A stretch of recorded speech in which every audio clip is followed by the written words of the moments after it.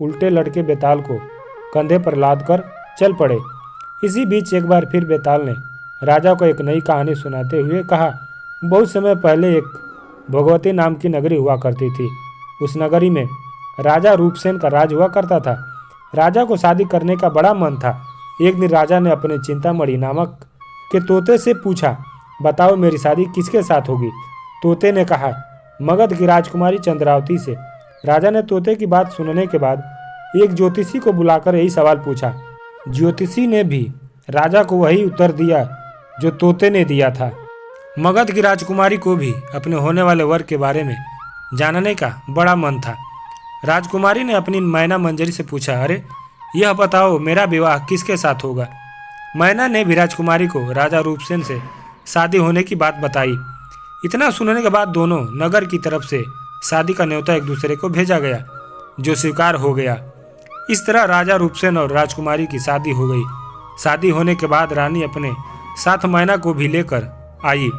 राजा ने अपने तोते से मंजरी मैना की शादी करवा दी और दोनों को एक पिंजरे में रख दिया। एक दिन किसी बात को लेकर मैना और तोते के बीच में बहस हुई। मैना गुस्से में कहने लगी, पुरुष पापी, धोखेबाज और अधर्मी होते हैं। फिर गुस्साए तोते ने कहा, स्त्री लालची, झूठी और हत्यारी होती है। दोनों के बीच का झगड़ा बढ़ता गया कि यह बात राजा तक पहुंच गई। राजा ने दोनों से पूछा, क्या हुआ, तुम दोनों क्यों लड़ रहे हो। मैना ने झट से कह दिया कि महाराज, आदमी बहुत बुरे होते हैं, और फिर सीधे कहानी सुनाने लग गई। सालों पहले इलाहापुर नगरी में महाधन नाम का एक सेठ रहता था। उस सेठ के घर शादी के कई सालों बाद एक लड़का पैदा हुआ। महाधन सेठ ने उसका बड़े ही अच्छे से पालन पोषण किया। अच्छे संस्कार मिलने के बाद भी सेठ का बेटा बड़ा होकर जुआ खेलने लगा। जुए की लत में वह सारा पैसा जुआ खेलते हुए हार गया। इसी बीच सेठ की मौत हो गई। जुए की लत की वजह से न तो लड़के के पास पैसे बचे और ना पैसा कमाने वाला बाप। तो लड़का अपना नगर छोड़कर चंद्रपुरी नगर पहुंच गया। नए नगर पहुंचकर लड़के की मुलाकात कर्ज देने वाले साहूकार हेमगुप्त से हुई। लड़के ने अपने पिता के बारे में साहूकार को बताया और एक झूठी कहानी उसको सुनाने लगा। उसने कहानी कहा कि वो जहाज लेकर बहुत बड़ा सौदा करके लौट रहा था।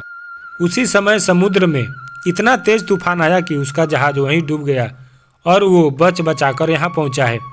इतना सुनते ही साहूकार ने उसे अपने घर में ही रहने की इजाज़त दे दी। इसी बीच हेमगुप्त साहूकार को ख्याल आया कि सेठ का यह लड़का मेरी बेटी के लिए अच्छा वर साबित हो सकता है। तुरंत साहूकार ने अपनी बेटी की शादी सेठ के बेटे से करवा दी। शादी के कुछ दिन तक अपने दामाद का काफ़ी सत्कार करने के बाद साहूकार ने अपनी बेटी को खूब सारा धन देकर विदा कर दिया। दोनों के साथ साहूकार ने एक दासी को भी भेजा।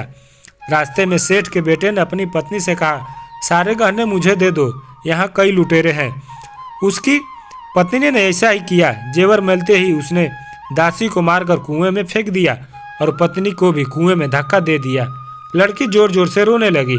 उसकी रोने की आवाज़ सुनकर एक राहगीर ने महिला को कुएं से निकाला। कुएं से निकलते ही वो अपने पिता के पास चली गई। उसने अपने साहूकार पिता को सच्चाई नहीं बताई। उसने कहा कुछ लुटेरे ने उन्हें लूट लिया है और दासी को मार दिया। साहूकार ने अपनी बेटी को दिलासा देते हुए कहा, चिंता मत करो, तुम्हारा पति जिंदा होगा और वो कभी न कभी जरूर लौट कर आएगा। उधर लड़का अपने नगर पहुंचकर दोबारा सारे पैसे और जेवरात जुए में हार जाता है। पैसे खत्म होने के बाद उसकी हालत बहुत बुरी हो गई। इससे परेशान लड़का दोबारा साहूकार के पास जाता है।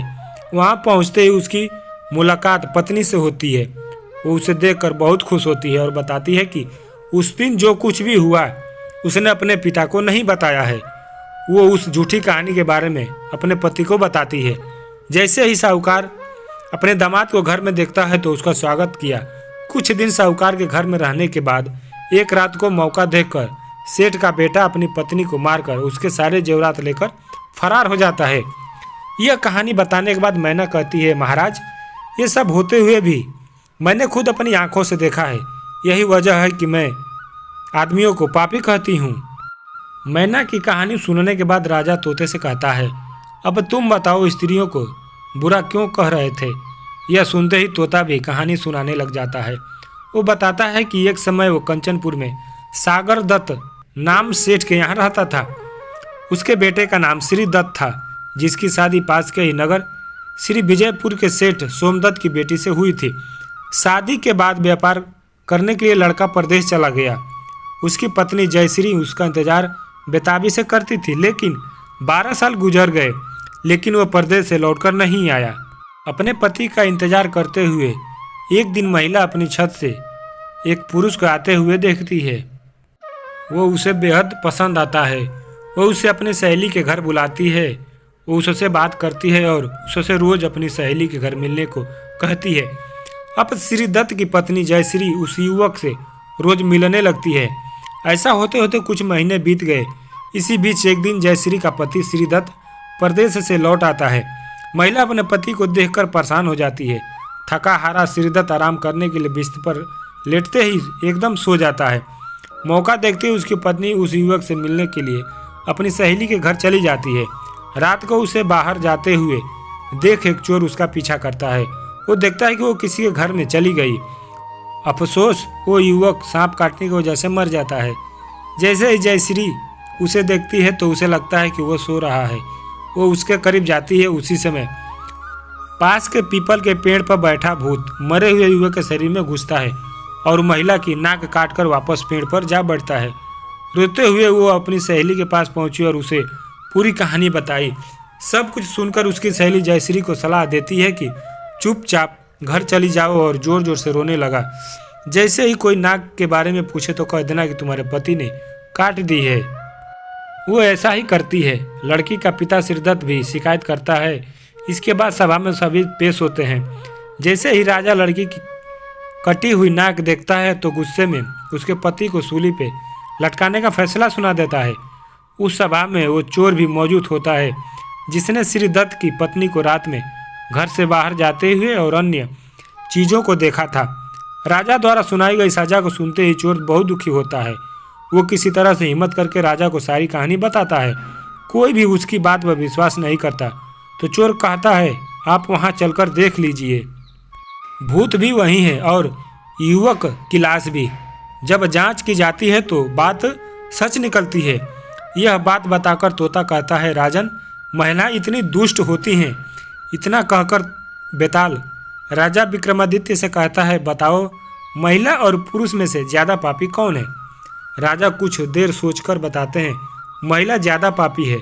बेताल कहता है, वो कैसे? राजा ने जवाब में कहा, विवाहित होने के बावजूद महिला की पर पुरुष पर नज़र थी और उसने अपनी पति को धोखा दिया। कहानी से सीख, इंसान को कभी भी झूठ नहीं बोलना चाहिए। झूठ बोलने का परिणाम हमेशा बुरा ही होता है।